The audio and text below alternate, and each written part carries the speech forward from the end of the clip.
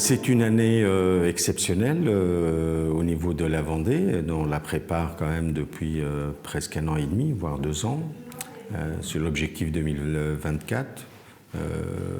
Au-delà des événements nationaux qui sont internationaux, tels que les JO, on a aussi en Vendée des événements très très importants de nature aussi internationale, tels que les Floralies, qui vont se dérouler au mois de mai à la Chaboterie, Nord-Vendée. Donc il y a quand même un arrosage économique au-delà du littoral, au-delà des villes-centres. Donc on est sur le Nord-Vendée, donc ça nous fait vraiment, vraiment plaisir.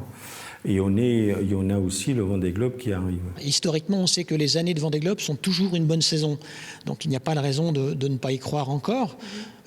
Et en plus, cette année, une année d'Euro de football, de Jeux Olympiques, qui va se terminer par un Vendée Globe en Vendée. On s'attend à une saison 2024 au moins à la hauteur de celle passée.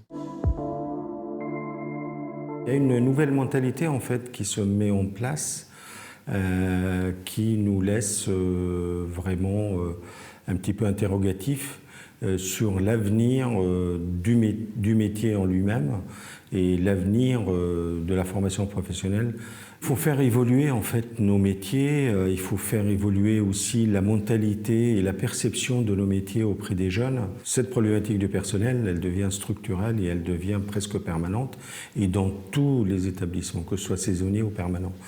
Donc il faut qu'on travaille là-dessus, il n'y a pas de mystère, on ne peut pas baisser les bras en se disant c'est une fatalité, on n'y peut rien.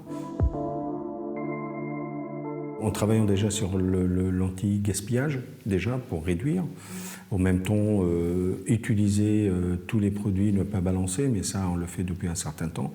Et là aujourd'hui au niveau du tri, on a par exemple la loi sur le tri, la collecte et le traitement des biodéchets et je trouve qu'on a besoin de nos collectivités pour nous aider à faire de cette étape-là une belle réussite et que la Vendée donne l'exemple aussi aux autres départements. On travaille depuis quelques années à limiter notre impact sur l'environnement, notamment en termes de consommation d'eau.